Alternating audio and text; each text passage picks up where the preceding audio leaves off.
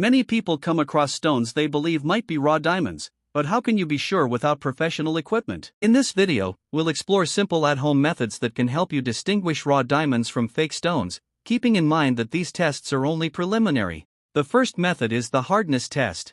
Diamonds are the hardest natural material on Earth, which means they can easily scratch glass. Try scratching a piece of glass with the stone. If it leaves a clear mark, it could be a diamond. If not, it's likely an ordinary stone. The second method is the water test. Place the stone in a glass of water. A real diamond sinks immediately due to its high density, while fake stones often float or sink slowly.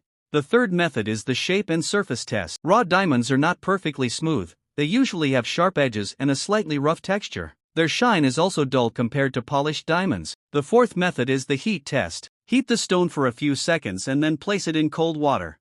A real diamond will not crack because of its high resistance to heat, while fake stones may break. In the end, these methods can only give you a basic idea. The only guaranteed way to confirm whether a stone is a real diamond is to have it examined by a gemstone expert or a professional laboratory. If you enjoyed the video, don't forget to like and subscribe for more content about gemstones and the amazing secrets of Nature Gemstone.